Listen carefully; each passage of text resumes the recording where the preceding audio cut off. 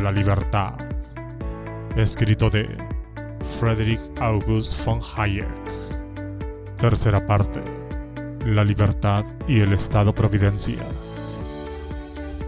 Capítulo 14: Instrucción pública e investigación científica. Confiar la instrucción pública al Estado es una maquinación aviesa tendente a moldear la mente humana de tal manera que no exista la menor diferencia de un individuo a otro. El molde utilizado a tal efecto es el más grato al régimen político imperante, ya se trate de una monarquía, una teocracia, una aristocracia, o bien a la opinión pública del momento, en la medida en que tal cometido se realiza con acierto y eficacia. Queda entronizado un despotismo sobre la inteligencia de los humanos que más tarde, por natural evolución, somete a su imperio el cuerpo mismo de la gente. John Stuart Mill. Los derechos de la infancia. Disponer de un amplio caudal de conocimientos básicos para la adecuada preparación cultural constituye, sin duda, el supremo bien que es dable alcanzar a cambio de un precio. Pero es lo cierto que, a menudo, quienes no lo poseen son incapaces de percatarse de su indudable utilidad. Y lo que es más todavía, el acceso a la fuente del acervo de conocimientos indispensables para el funcionamiento de las modernas sociedades presupone el dominio de ciertas técnicas, y singularmente la de leer, que el hombre ha de poseer antes de hallarse en condiciones de enjuiciar con acierto aquello que puede serle útil. Aunque una gran parte de la dialéctica que empleamos en favor de la libertad se basa en el supuesto de que la competencia es uno de los medios más eficaces de que disponemos para divulgar los conocimientos, toda vez que quienes se hallan sumidos en la ignorancia no advierten cuán importante es emanciparse de tal servidumbre. Lo cierto es que se puede extender más el ámbito de la enseñanza mediante la acción deliberada. La ignorancia constituye en muchas ocasiones el principal obstáculo para canalizar el esfuerzo de cada individuo de tal suerte que proporcione a los demás los máximos beneficios. Y, por otra parte, no cabe duda que poderosas razones aconsejan, en interés de la propia sociedad, se facilite instrucción incluso a los que se muestran poco inclinados a aprender o a realizar a tal efecto algún sacrificio. Tales motivaciones se hacen singularmente imperiosas cuando se trata de adolescentes, pero no por ello, en una buena parte, son de menor aplicación a los adultos. En el caso de la población infantil, resulta obligado a advertir que, como es lógico, no ha de operar un sistema de libertad ilimitada, ya que no son seres plenamente responsables de sus actos, aun cuando, en términos generales, el interés de los mismos niños exige que el cuidado de su bienestar, tanto corporal como mental, correspondan a sus padres o tutores. Tal circunstancia en modo alguno significa que gocen de omnimodo poder para tratarles a su antojo. El resto de los miembros de la sociedad tienen también indudable interés en el bienestar de la población infantil. Los motivos para exigir de padres o tutores que faciliten a cuantos se hayan sometidos a su potestad un mínimo de educación aparecen perfectamente claros. Las razones que limitan en el seno de la sociedad contemporánea a favor de la enseñanza elemental obligatoria ofrecen una doble vertiente. En un sentido, es evidente que correremos menos riesgos y, en general, resultará más beneficioso el actuar de nuestros conciudadanos si determinadas creencias y conocimientos fundamentales son compartidos por cuantos integran la comunidad. En otro aspecto, cuando una parte de la población es analfabeta, las instituciones democráticas no funcionan de modo normal, salvo en un sector muy reducido del país. Es importante advertir que generalizar la instrucción pública no depende de manera principal, ni menos de modo exclusivo, de difundir mayores conocimientos entre la gente. Es necesario que ciertos módulos valorativos sean aceptados por los más, y si bien insistir excesivamente sobre tal conveniencia puede provocar repercusiones hostiles a la filosofía liberal, es indudable que la coexistencia pacífica se convertiría en una entelequia sin la coincidencia en tales principios. En los países consolidados en los que predomina la población indígena, el problema reviste menor trascendencia, pero existen casos, como el de los Estados Unidos en la época de las grandes inmigraciones, en que pueden agudizarse en extremo.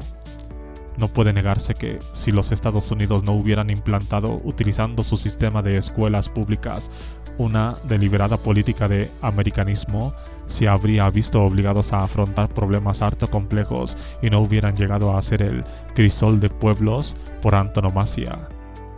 La circunstancia de que la instrucción haya de ajustarse a predeterminados módulos valorativos entraña, sin embargo, reales peligros para cualquier método pedagógico de carácter público.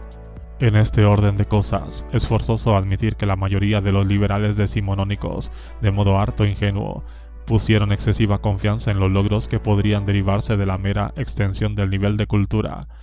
Partiendo de su liberalismo racionalista, defendieron en distintas ocasiones la conveniencia de implantar la enseñanza obligatoria, dado por supuesto que bastaría con difundir el saber para que se solucionaran automáticamente los más importantes problemas, y como si fuera suficiente inculcar a las masas aquel mínimo de conocimientos que el hombre instruido posee para que comenzara una nueva etapa en la batalla contra la ignorancia.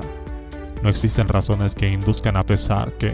si los superiores conocimientos de algunos poseen llegaran a ser de dominio general, mejoraría la suerte de la sociedad. Tanto la formación cultural como la ignorancia son conceptos relativos, y existen pocos motivos para pensar que la desaparición de la diferencia que existe en el orden intelectual en un momento determinado entre los individuos más instruidos y los que disponen de menor preparación pueda repercutir de modo tan decisivo en el carácter de la sociedad. 2. La educación y el Estado. Aun dando, por supuesto, que la implantación de la instrucción pública con carácter obligatorio fuera lo procedente,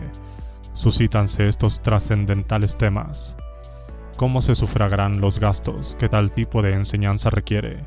¿Qué mínimo de instrucción ha de facilitarse a cuantos integran la comunidad?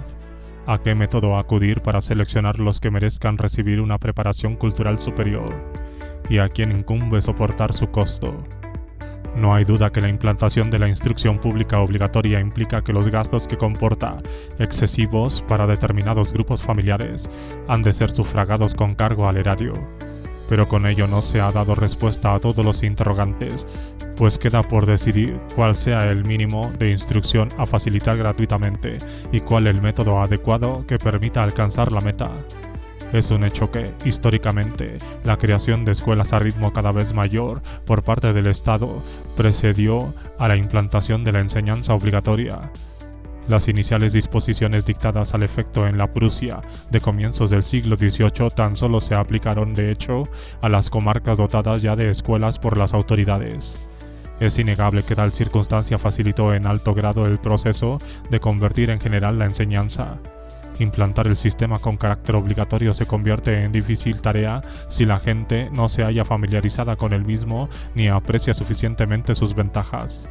Ahora bien, de lo anterior no se infiere en absoluto que, no ya en el caso de la instrucción obligatoria, pero ni siquiera tratándose de enseñanza que el Estado sufraga directamente, sea de su incumbencia regir las instituciones culturales creadas con tal finalidad. Es interesante constatar cómo el primer sistema eficaz que combinó la enseñanza obligatoria con la reglamentación de las instituciones pedagógicas por los poderes públicos fue articulado por Wilhelm von Humboldt, uno de los más eminentes paladines de la libertad individual. Tan solo 15 años más tarde de haber mantenido la opinión de que la instrucción pública era nociva puesto que impedía alcanzar múltiples realizaciones e innecesaria por cuanto un país libre no requiere la existencia de organismos educacionales de carácter estatal. Se me antoja, dijo, que los temas pedagógicos radican en el exterior de la esfera en que ha de confinarse la actuación política. Los compromisos contraídos por Prusia durante las guerras napoleónicas y las necesidades de la defensa nacional le indujeron a modificar su criterio inicial. La aspiración relativa a que la personalidad individual ha de proyectarse hacia la variedad,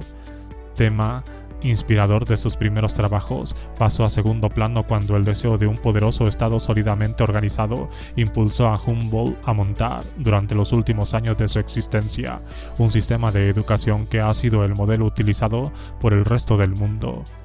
Sería inútil negar que el alto nivel de instrucción alcanzado en Prusia constituyó la principal causa de su rápido auge económico y más tarde el de toda Alemania.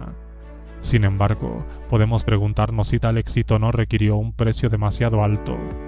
El papel desempeñado por Prusia a lo largo de los años posteriores nos llena de dudas acerca de si los tan alabados sistemas pedagógicos prusianos fueron en realidad beneficiosos para el mundo e incluso si no resultaron nocivos para la misma Prusia.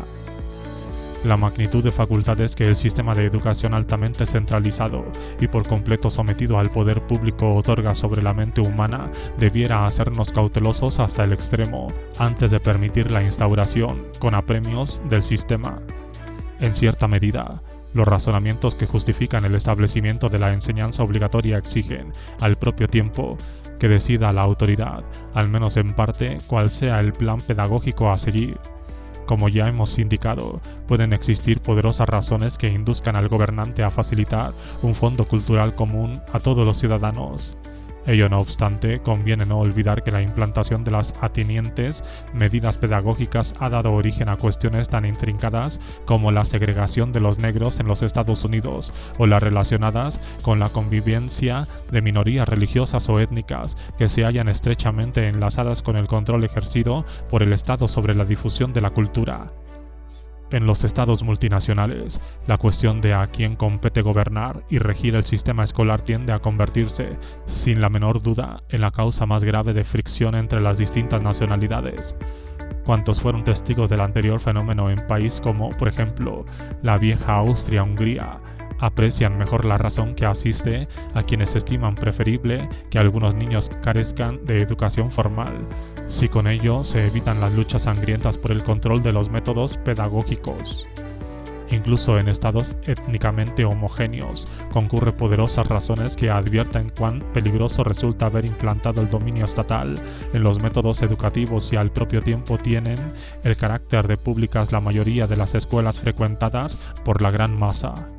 Y aun suponiendo que la pedagogía fuera una ciencia capaz de señalar el mejor procedimiento para alcanzar determinados objetivos, sería deseable que los sistemas más modernos se aplicasen universalmente con exclusión de cualesquiera otros, y menos todavía que las metas propuestas fueran uniformes. Son harto escasas por lo demás las cuestiones planteadas por la instrucción que merezcan el calificativo de científicas, en el sentido de que sea posible dilucidarlas acudiendo a criterios objetivos. En su mayor parte implican juicios valorativos, o al menos se trata de cuestiones en las que se impone el parecer de ciertas personas tan solo porque demostraron su suficiencia en otras materias. La simple posibilidad de que, al instaurar un sistema general de educación controlado por la autoridad, quede la enseñanza elemental, a su vez, sometida a directrices que determinados teóricos señalan, teóricos que se consideran en posesión de la adecuada solución científica a los problemas indicados, como ocurrió en gran medida a lo largo de las 3 últimas décadas en los Estados Unidos.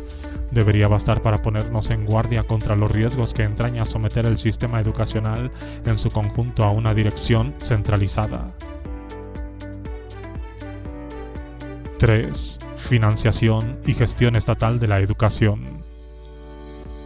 En realidad, cuanto más valoremos la influencia que la instrucción ejerce sobre la mente humana, más deberíamos percatarnos de los graves riesgos que implica entregar estas materias al cuidado exclusivo de gobernante. Ahora bien,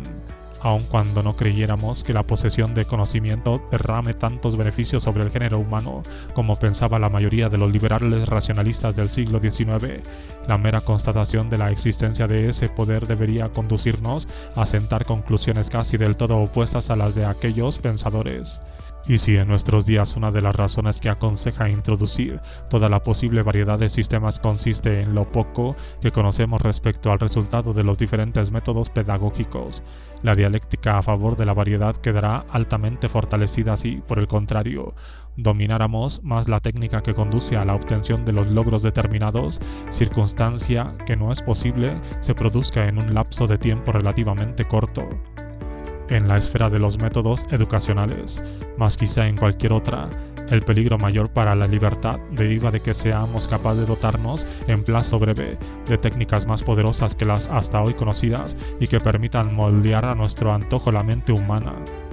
Ahora bien, disponer de conocimientos que hagan posible transformar los seres humanos mediante el control de las relaciones causalidad que rigen su ulterior desarrollo.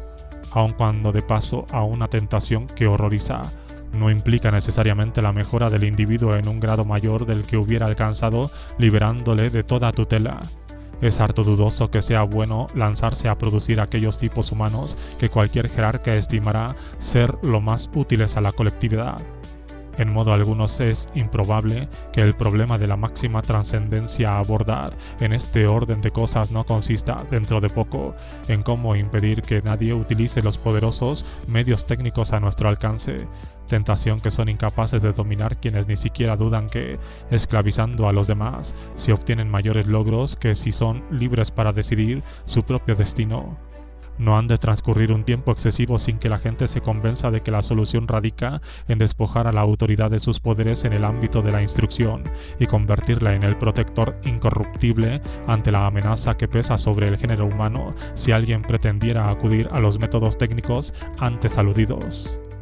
En la actualidad, no es ya que las razones que militan en contra de mantener bajo control estatal la organización escolar aparezcan más sólidas que nunca, sino que se han desvanecido prácticamente los argumentos que en el pasado pudieran aducirse a favor.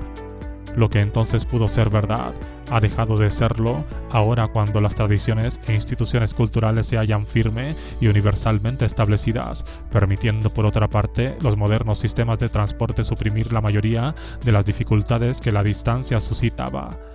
Ni la enseñanza debe ser financiada exclusivamente con cargo al erario, ni el presupuesto del Estado ha de ser la única fuente para su sostén. Como ha demostrado el profesor Milton Friedman, ¿sería posible en nuestra época sufragar el coste de la instrucción con cargo a los ingresos públicos sin mantener escuelas estatales, con solo facilitar a los padres bonos que, cubriendo el importe de los gastos que implicara la educación de cada adolescente, pudiera ser entregados en los establecimientos escolares de su elección? Todavía sería conveniente que los poderes públicos rigieran las escuelas de las pocas comunidades aisladas donde el número de niños es escaso y el coste medio de la enseñanza, por lo tanto, demasiado alto, para que las instituciones escolares privadas puedan funcionar debidamente. Ahora bien, en cuanto a la gran mayoría de la población, no cabe la menor duda de que se podría confiar la entera organización y dirección de la educación al esfuerzo privado, debiendo atender el Estado tan solo los costos fundamentales, asegurando al propio tiempo un nivel medio en cuantos establecimientos escolares operan el sistema de bonos antes mencionado. Constituiría otra ventaja de esta fórmula el que los padres no habrían de verse ante la alternativa o de adoptar por el tipo de enseñanza que el Estado proporciona, o sufragar por su cuenta todo el costo de una instrucción diferente y bastante más cara. En el supuesto de que los padres acudieran a un establecimiento escolar excepcional, sería de su incumbencia sufragar el costo adicional. 4. Educación e igualdad. Cual sea el grado de instrucción que deba facilitarse a la generalidad de la gente con cargo al erario, y quienes han de gozar del privilegio de rebasar aquel mínimo, plantea una cuestión bastante más espinosa y de difícil solución. Es innegable que las personas en condiciones de contribuir mejor a las necesidades comunes habrán aumentado debido a los estudios superiores recibidos, circunstancia que justifica el gasto, pero en relación con la población siempre serán exigua minoría. Es igualmente cierto que nadie conoce el método infalible para indicar quiénes, entre los jóvenes escolares, van a derivar mayores beneficios al ver ampliados sus estudios, y sea cual fuere el método a que acudamos, será inevitable que muchos de los que realizaron estudios superiores disfruten más tarde unas ventajas materiales que sus conciudadanos no conocerán, por el simple hecho de que alguien estimó que valía la pena invertir más en su preparación intelectual, pero no porque el seleccionado fuera más inteligente o hubiera realizado un esfuerzo mayor. No nos detendremos a examinar el grado de instrucción que debe proporcionarse a todos, ni qué periodo de escolaridad sea el más aconsejable. El criterio a adoptar guarda relación con la concurrencia de determinadas circunstancias, tales como la riqueza de la comunidad, las características de su economía e incluso las condiciones climáticas a que se hallen sometidos los propios escolares. En los países en que se ha alcanzado un determinado nivel de bienestar, no se trata por lo general de precisar la clase de estudios que incrementen en definitiva la capacidad productora de los jóvenes escolares, sino más bien de averiguar la mejor manera de emplear el tiempo de que disponen los niños para sus juegos, al objeto de que más tarde, cuando llegue el momento de ganarse la vida, les sea más útil las enseñanzas recibidas.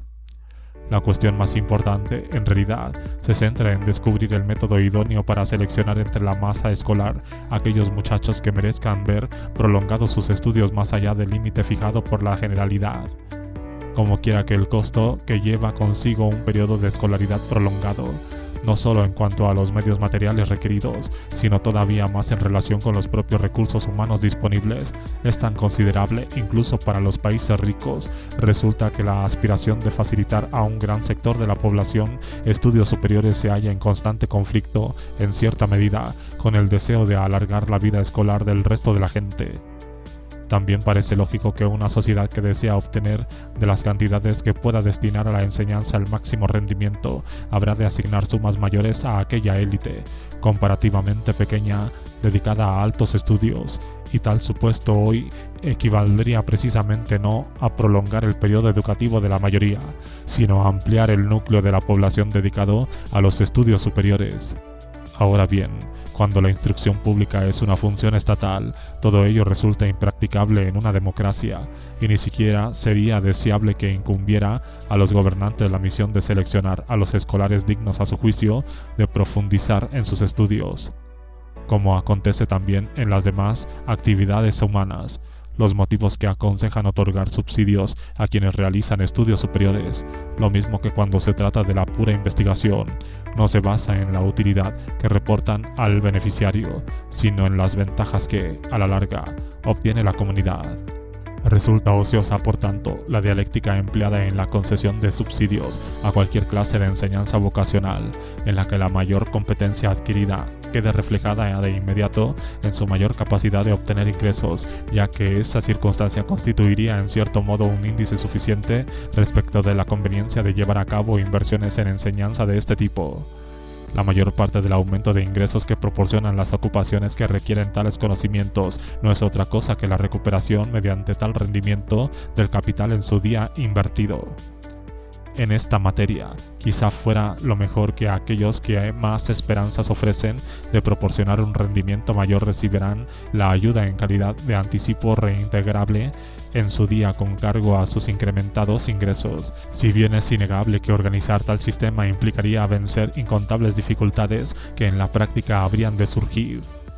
La situación es diferente cuando el costo de la instrucción superior no supone, en la mayoría de los casos, que los individuos que obtuvieron una preparación más completa hayan de recibir mayores emolumentos por los servicios profesionales que prestan al público, como ocurre con médicos, abogados, ingenieros, etc., puesto que el objetivo a la larga es una mayor divulgación y aumento del saber que repercute sobre toda la comunidad. El beneficio que la colectividad le proporciona a científicos y estudiosos no guarda relación con los emolumentos percibidos por los servicios que particularmente proporcionan, pues muchos de sus logros repercutirán gratuitamente sobre todas las gentes. En consecuencia, existen poderosos motivos que inducen a facilitar ayuda a algunos de los que parecen mejor dotados y que desean proseguir con verdadera ansiedad cultivando determinadas disciplinas. Ello no quiere decir que cuantos se hallan intelectualmente dotados para ampliar sus estudios y superar su preparación tengan derecho a la correspondiente ayuda. La circunstancia de que el interés general aconseje facilitar a los más capaces la posibilidad de alcanzar la máxima formación profesional no quiere decir, en modo alguno, que todos los así dotados hayan de sacar necesariamente el mejor partido, ni que tal tipo de preparación haya de quedar circunscrito a los más inteligentes, llegando a convertirlo en el cauce normal o exclusivo para escalar las más altas posiciones. De suceder así las cosas, como hace poco alguien ha señalado, se acentuaría la división de las clases sociales y los menos dotados quedarían en situación penosa si los más inteligentes aparecieran como triunfadores y pasaran de manera automática y deliberada a formar parte de las clases pudientes, convirtiéndose en una realidad aquella general creencia de que los seres relativamente más pobres son también los menos inteligentes. Tampoco ha de olvidarse que en algunos países europeos se registra un nuevo hecho que ha adquirido enormes proporciones. la existencia de más intelectuales de los que pueden ganar su vida dignamente. No cabe mayor peligro para la estabilidad política de un país que la existencia de un auténtico proletariado intelectual sin oportunidades para emplear el acervo de sus conocimientos. El deseo de proporcionar estudios superiores nos obliga a resolver la cuestión previa de cómo seleccionar a unos beneficiarios que, dada su juventud, no hay manera de saber con absoluta certeza si en definitiva obtendrán mayores provechos de unos estudios que les darán, a su vez, la posibilidad de obtener ingresos superiores que sus demás compañeros, y para que la inversión que ha de hacerse a dichos efectos esté justificada, ha de realizarse la selección de tal forma que, en su conjunto, sean realmente los más calificados para la consecución de los más elevados ingresos. Ahora bien, como es inevitable que alguien soporte los costos que tales estudios originan, siempre resultará que los beneficiarios en realidad gozan de unas ventajas no ganadas. 5. Problemas que suscita la enseñanza superior. Las dificultades que ofrece el problema que nos ocupa han aumentado en los últimos tiempos de modo extraordinario, hasta el extremo de hacerlo prácticamente insoluble, como consecuencia del auge que, con la pretensión de suprimir la desigualdad entre los individuos, ha experimentado la función estatal en materia de enseñanza. Aun cuando existen razones en favor de dar a quienes parecen más capacitados para obtener el adecuado provecho una instrucción lo más completa posible, la prepotencia del gobernante en el ámbito educativo se ha orientado en gran medida a proporcionar las mismas facilidades a todos, lo que es bastante distinto. A pesar de que los partidarios de la igualdad rechazan constantemente la imputación de que su deseo es implantar cualquier mecanismo de carácter igualitario que prive a algunos individuos sobresalientes de las ventajas que en el ámbito de la instrucción no todos pueden disfrutar, es lo cierto que el pensamiento dominante en la materia es el que dejamos expuesto.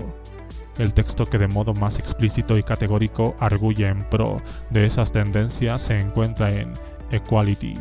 de R.H. Downey. El autor de este opúsculo, que tanta influencia ha ejercido, afirma que sería injusto invertir menos en la instrucción de los torpes que en la de los inteligentes. Ahora bien, en cierta medida, las dos aspiraciones en conflicto, la de conceder idéntica oportunidad a todos y la de dar mayores facilidades a los más capaces, lo que, como sabemos, tiene poco que ver con el mérito en sentido moral, han llegado a confundirse en todas las latitudes. En la esfera de la instrucción pública con cargo al presupuesto debe prevalecer la pretensión de que sean todos tratados igualmente. Ahora bien, cuando la afirmación forma parte de la dialéctica esgrimida contra la concesión de cualquier ventaja a los más dotados, en realidad se propugna que la ayuda recibida por no importa qué adolescente ha de extenderse a los restantes. Extremando la lógica, implicaría que no debe gastarse en la instrucción de ningún niño más de lo que en realidad se invierta en la de cada niño. Este modo de razonar es un poderoso argumento contra la intervención del Estado en materia de enseñanza más allá del grado elemental que todos han recibido y en favor de que el cuidado de los estudios superiores corresponda a los particulares. De todos modos, la circunstancia de que hubiera de fijar un límite a los que disfrutan de ciertas ventajas en modo alguno ha de significar que corresponda al jerarca la facultad exclusiva de realizar también la selección. No es nada probable que reservar a la autoridad tal poder decisorio implicará, a la larga, una mejora en los niveles de cultura, ni tampoco que diera origen a unas condiciones sociales más satisfactorias o justas de las que en otro caso se registrarían. En primer término, hay que señalar, de modo inequívoco, que ninguna autoridad centralizada ha de hallarse investida de poder bastante para decidir con exclusividad acerca de la clase de instrucción a facilitar a la gente ni de las sumas a invertir en los estudios superiores o en este o aquel tipo de enseñanza. En una sociedad libre no existe, no puede existir, un modelo único que permita dilucidar la relativa importancia de los distintos objetivos o la conveniencia de aplicar este o aquel método. Probablemente no existirá otro campo de la actividad humana como el de la pedagogía, donde sea tan trascendental disponer de soluciones alternativas, puesto que, en definitiva, se trata de adiestrar a la joven generación para que se enfrente con un mundo en mutación constante. Si hemos de decidir con arreglo a justicia, es conveniente dejar sentado con toda precisión que quienes merecen, en interés de la colectividad, disfrutar de un más alto nivel de conocimiento no son precisamente los que mayor mérito tienen contraído con arreglo a su esfuerzo y sacrificio personal. Las dotes naturales y la mayor capacidad intelectual constituyen ventajas tan injustas como pueden serlo las circunstancias que nos rodean o el medio en que se nace. Pero, en cambio, limitar los beneficios que obtienen aquellos cuyas aptitudes nos parecen firme garantía de que aprovecharán mejor la aplicación de sus estudios, más bien aumenta que disminuye la discordancia existente entre la posición económica de los individuos y sus méritos personales.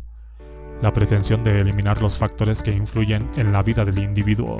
y que deriva del deseo de servir a la justicia social, solo se logra tanto si se trata de la enseñanza como de cualquier otra actividad, suprimiendo todas las oportunidades que se ofrecen a la gente no sujeta a riguroso y deliberado control. Ahora bien, el progreso de la civilización depende, en notable medida, de la mejor utilización que cada uno haga de las circunstancias que le depara la vida y también del empleo acertado de las ventajas, prácticamente imprevisibles, de cierta clase de conocimientos ante los eventos futuros confiere a determinados sujetos sobre los demás. Por dignos de los que sean quienes, impulsados por móviles de justicia, ansían que todos inicien su vida en igualdad de oportunidades, se trata de un ideal totalmente inalcanzable. Y lo que es todavía más grave, la pretensión de que se ha convertido en realidad, o bien que nos hallamos muy cerca de la meta, implica tan solo que la situación empeorará para los menos afortunados.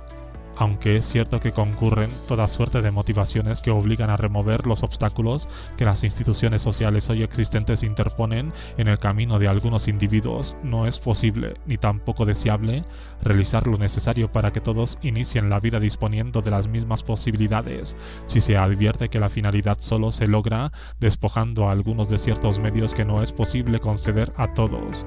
Cuando propugnamos que las oportunidades para todos alcancen el mayor volumen posible, en realidad reducimos las de los demás, habida cuenta que impedimos superar las de los menos afortunados. Aspirar a que el punto de partida sea el mismo para todos los que residen en un determinado país es, para el progreso de la civilización, como si sostuviéramos que análoga igualdad debería haberse garantizado a quienes iniciaron su vida en épocas distintas o en diferentes lugares. En interés de la propia colectividad, convendría, sin duda, que algunos individuos que han demostrado poseer una capacidad excepcional para los estudios o la pura investigación dispusieran de medios para seguir su vocación con independencia de la posición económica de su núcleo familiar. Ahora bien, tal circunstancia no confiere derecho a nadie, ni significa que tan solo aquellos cuya capacidad sobresaliente quede comprobada disfruten de tal oportunidad, o bien que se reconozca el privilegio sin dar, al propio tiempo, idéntica facilidad a cuantos sean capaces de someterse con éxito a las mismas pruebas. No todas las cualidades que permiten a un individuo contribuir a lograr determinadas realizaciones puede descubrirse sometiéndole a determinadas pruebas o exámenes, y es más importante que, cuando menos, algunos de los especialmente dotados disfruten de su oportunidad que otorgarla a todos los que demuestren que cumplen ciertos requisitos. Un vehemente deseo de saber o la singular coincidencia de ciertas circunstancias puede ofrecer mejores resultados que las más favorables condiciones del individuo o la concurrencia de dotes que pueden someterse a prueba. Un substratum de conocimientos y de circunstancias o la vocación al estudio derivada del medio ambiente familiar contribuyen más a desarrollar las propias dotes que nos proveyó la naturaleza. La existencia de seres que disfrutan de las ventajas de un clima familiar propicio supone para la sociedad un capital que las aspiraciones igualitarias pueden destruir, pero no utilizar sin introducir desigualdades inmerecidas. Y teniendo en cuenta que el ansia de saber es un impulso que la vida familiar en ocasiones provoca, existen poderosas razones para permitir a los padres que, a una costa de sacrificios, desean asegurar una educación superior a sus hijos. Lo pueden hacer incluso si se diera el caso de que dichos adolescentes lo merecieran menos que otros que carecieran de ella. 6. Un nuevo orden jerárquico. La pretensión de que tan solo han de recibir instrucciones quienes evidenciaron, mediante pruebas, Tener la capacidad requerida comporta que las personas sean clasificadas con arreglo a un baremo no objetivo y que determinada opinión ha de prevalecer por doquier respecto a las personas que han de recibir los beneficios de la educación superior. Ello quiere decir que la población queda jerarquizada de tal suerte que ocupa siempre el primer lugar el que ostenta el certificado de genio y el último el calificado de retrasado mental. Un orden jerárquico que todavía es peor al dar por supuesto la existencia del mérito y al determinar el acceso a situaciones en las que el valor de cada uno puede ser puesto de manifiesto. Cuando se aspira a realizar la justicia social a base de instaurar un sistema de enseñanza estatal, hay que recurrir, en definitiva, a que alguien determine, en términos de general ampliación, la naturaleza de los estudios superiores y, por tanto, el grado de capacidad requerida para ser elegido. El hecho, pues, de recibir la instrucción superior presupone haberla merecido. La circunstancia de que se acepte que los poderes públicos en el ámbito de la enseñanza, como en otras actividades, se hallen facultados para conceder subsidios a algunos ciudadanos declarados por el propio Estado dignos del beneficio, no debe interpretarse en el sentido de que tan solo los así elegidos han de tener acceso a los estudios superiores, o bien que nadie pueda facilitar a otros escolares, por motivos diversos, la ayuda del caso para que igualmente amplíen sus estudios. Existen convincentes razones a favor de la concesión de oportunidades a algunos de los miembros de los diferentes sectores que integran la población, incluso si los más sobresalientes beneficiados de cualquiera de los grupos en cuestión se nos antoja menos calificados que algunos de los componentes de los restantes estamentos que no fueron elegidos. Por esta razón, los diferentes núcleos regionales, religiosos, profesionales o étnicos habrían de hallarse facultados para otorgar ayudas a algunos de sus miembros jóvenes, de tal forma que en el conjunto de los que reciben instrucción superior estén representadas las distintas agrupaciones con arreglo a lo que entienden deben ser objeto de los estudios superiores. Es dudoso que una sociedad donde las oportunidades para recibir adecuada enseñanza se otorgasen siempre según la capacidad presumida fuese más tolerable para los fracasados que otra en la que la circunstancia del nacimiento desempeñase al respecto un gran papel. En Gran Bretaña, donde las reformas de los métodos de instrucción llevadas a cabo en la posguerra han recorrido buena parte del camino que conduce a la implantación de un sistema basado en la capacidad presumida, las consecuencias de tales medidas son, en la actualidad, causa de preocupación. Un estudio reciente sobre la movilidad social advierte que ahora será en las escuelas oficiales primarias donde nacerá la nueva élite. Una élite en mayor grado inaccesible porque se elige por el método de mediación de la inteligencia. El proceso de selección tiende a reforzar el prestigio de ocupaciones que gozan de alta estima dentro del estatus social y a dividir la población en sectores que muchos pueden llegar a considerar y otros ciertamente consideran ya tan distinto unos de otros como las ovejas de las cabras. No haber asistido a una escuela elemental del Estado implicará una descalificación más grave que la que suponía en épocas pasadas, cuando el grado de educación por sí solo hacía ostensible la desigualdad social. Y el resentimiento de la gente se agudizará, en vez de atenuarse al existir el convencimiento de que hay un principio de justicia en la manera de discriminar y que a ciertos individuos se les ha apartado de la enseñanza primaria. En este sentido, quizá la aparente justicia sea más difícil de soportar que la injusticia. O, como otro escritor británico ha observado en términos más generales, se trata de un inesperado resultado de Estado-providencia que, en lugar de disminuir la rigidez del patrón social, la aumenta. Utilizamos todos los medios a nuestro alcance, la tarea de incrementar las oportunidades para todos, pero hagámoslo percatándonos de que ello, sin duda, significa favorecer a quienes tienen mayor capacidad para obtener personal provecho y de que, a menudo, las desigualdades aumentarán. Si la aspiración a ver implantada la igualdad de oportunidades deriva del deseo de eliminar las denominadas ventajas injustas, lo más probable es que tan solo se cause daño. Todas las diferencias existentes entre los hombres, tanto si derivan de los dones de la naturaleza como de las situaciones que depara la vida, dan lugar a ventajas injustas. Ahora bien, puesto que la principal aportación que puedan hacer los individuos consiste en deducir la utilidad máxima de las circunstancias concurrentes, el éxito, en una elevada proporción, queda reducido a una simple cuestión de suerte u oportunidad. 7. universidades e investigación científica. En su más alto nivel, la divulgación de los conocimientos mediante la instrucción es función inseparable del progreso del saber a través de la investigación científica. La tarea de iniciar a otros en el estudio de las materias situadas en las fronteras de la sabiduría tan solo puede ser encomendada a seres cuya principal actividad sea la labor de investigación. A lo largo del siglo XIX, las universidades, particularmente las del continente europeo, evolucionaron hasta convertirse en instituciones que, en su momento de mayor prestigio, proporcionaban la enseñanza como un verdadero subproducto de la investigación,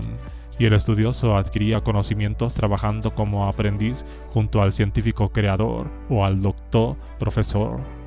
Desde entonces, a causa de la creciente suma de conocimientos que se precisa dominar hasta alcanzar los límites del saber en su estado actual y en razón también al creciente número de individuos que reciben educación universitaria sin pretender conseguir tal nivel, el carácter de la universidad ha cambiado profundamente. La mayor parte de lo que todavía hoy se denomina trabajos de rango universitario, tanto por su carácter como por su contenido, no son sino continuación de los estudios de la etapa elemental, tan solo las escuelas para graduados o posgraduados, y de hecho únicamente las mejores, se dedican todavía y de modo preferente a la función que fue característica de las universidades continentales del siglo pasado. No hay razón, sin embargo, para pensar que ahora sea menos necesario ya este tipo avanzado de trabajo. El alto nivel de la vida intelectual de un país depende principalmente de que aquella tarea prosiga. Y así como el sector de las ciencias experimentales, los centros de investigación donde los jóvenes científicos hacen su aprendizaje satisfacen en cierta medida tales necesidades, se corre el riesgo de que, en otras ramas del saber, la extensión democrática de la instrucción se realice a expensas de aquel original quehacer que mantiene vivo el conocimiento. Es probable que existan menos motivos para preocuparse por el supuesto de la insuficiente cantidad de especialistas universitarios logrados corrientemente en el mundo occidental que por la falta de investigadores de calidad realmente excepcional. Al menos en Estados Unidos y de forma creciente en los restantes países, la responsabilidad hay que atribuirla principalmente a la inadecuada preparación recibida en las escuelas y al utilitarismo de instituciones preocupadas sobre todo por la concesión de títulos profesionales, si bien no debemos pasar por alto que en una democracia se considera preferible proveer a las masas de mejores medios materiales de atender al progreso del saber. La última finalidad es siempre tarea a realizar por un número relativamente escaso de individuos a los que, sin duda, asiste un derecho preferente a recibir la ayuda pública.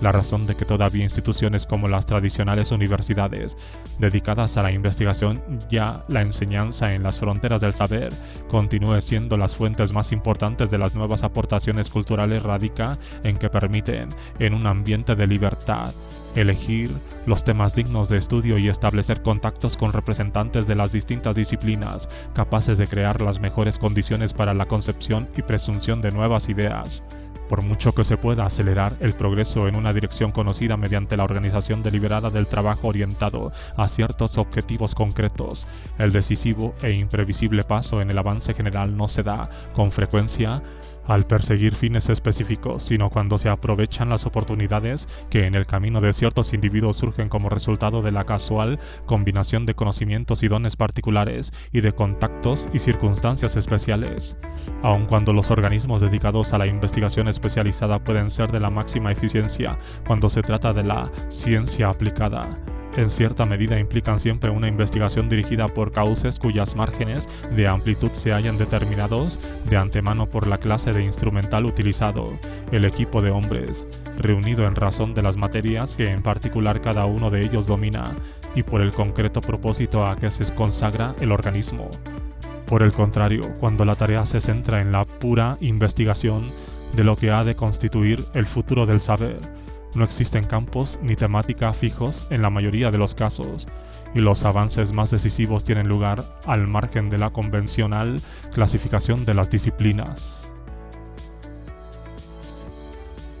9. Financiación y organización de la investigación.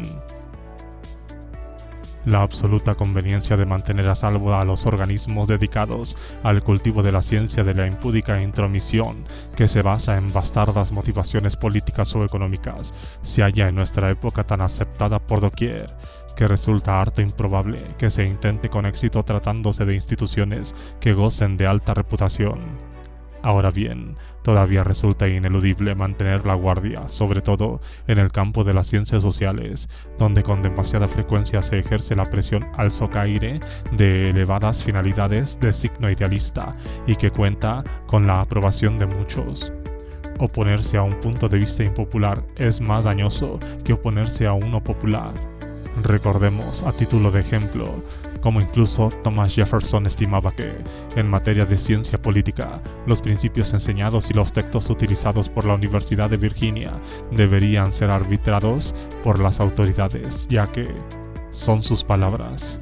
¿Quién puede garantizarnos que alguno de los futuros profesores no sea partidario de la caduca escuela federalista?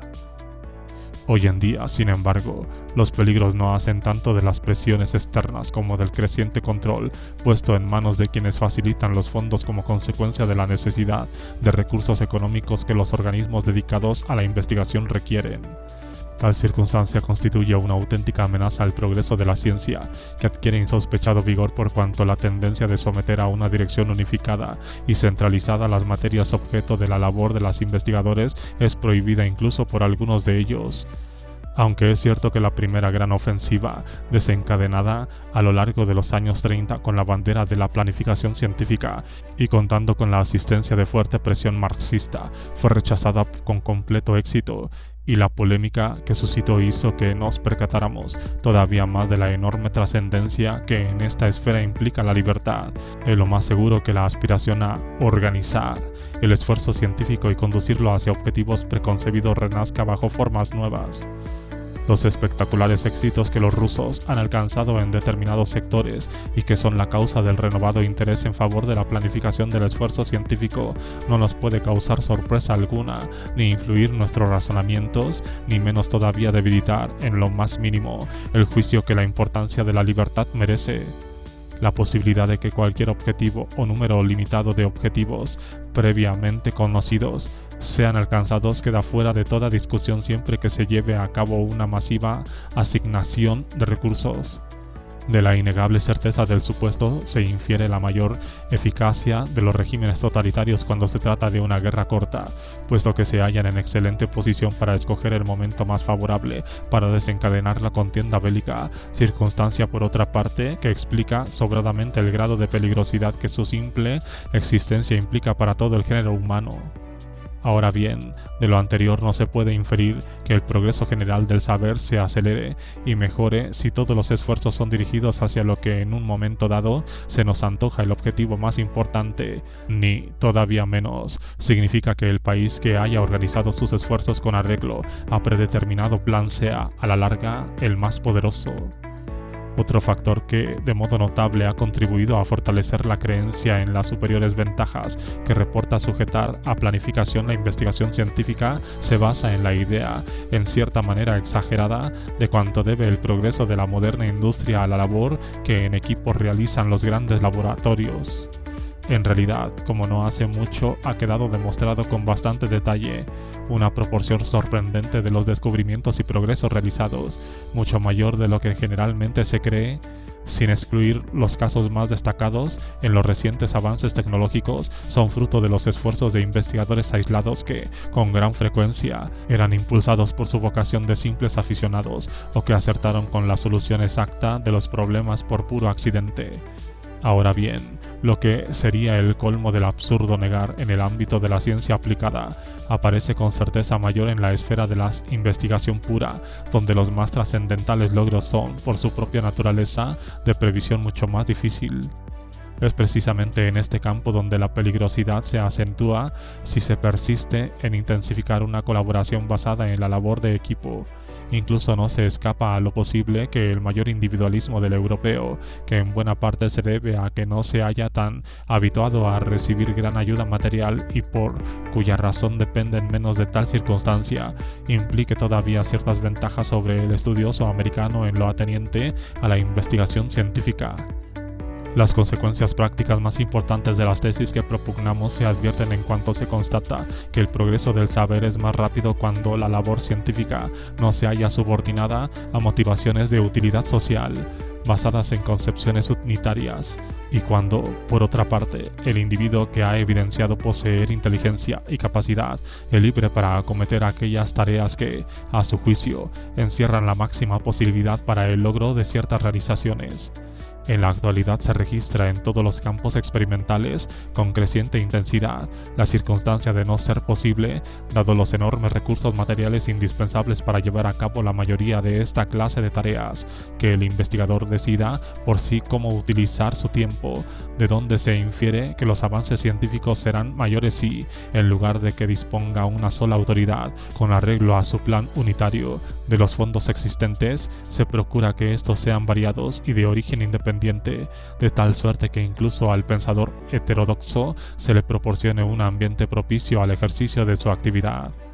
Aun cuando se ha registrado notable progreso en cuanto a la manera de proveer de recursos financieros con desinterés aplicados al progreso de la investigación científica, y aun suponiendo que sea discutible el que la actuación de las grandes fundaciones, con su inevitable subordinación a la opinión mayoritaria y, por tanto, tendentes a reforzar las directrices de la moda científica, ha sido, en todo momento, tan beneficiosa como pudo serlo, no cabe la menor duda de que la multiplicidad de aportaciones de los particulares para alcanzar concretas finalidades constituye el mejor método y el que ofrece más alentadoras perspectivas si se parte de la realidad imperante en Norteamérica. Ahora bien, aun cuando el actual régimen fiscal ha facilitado, por el momento, el incremento de los donativos, conviene no olvidar que el propio sistema hace difícil la acumulación de nuevas fortunas, con lo que resulta probable que la fuente de tales aportaciones, con la intensidad con la que hoy fluyen, deje de hacerlo en un futuro próximo.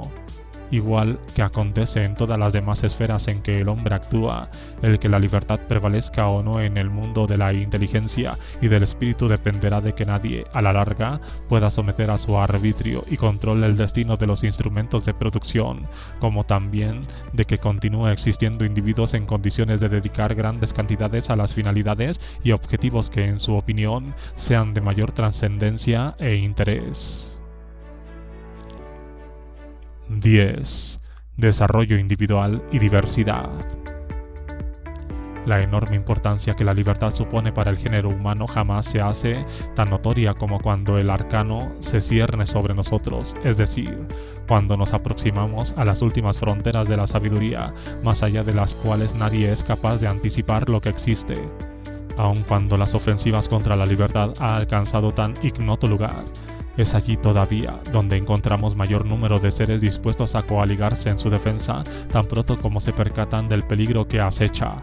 Si bien es cierto que la finalidad principal de este libro ha quedado centrada en el estudio de los problemas que la libertad suscita en otros campos de la actividad humana, es porque con excesiva frecuencia se olvida que la libertad intelectual no puede existir si la libertad no domina y se extiende ampliamente en otras muchas esferas. Ahora bien, la libertad, en última instancia, tan solo pretende vigorizar la capacidad de los humanos para sobrepasar las realizaciones de sus antepasados, siendo ineludible que cada generación colabore en mayor grado que la anterior al progreso del saber y al constante desarrollo de las creencias estéticas y morales, sin que ningún poder superior se halle facultado para imponer, de modo coactivo, su criterio sobre lo que es bueno y procedente,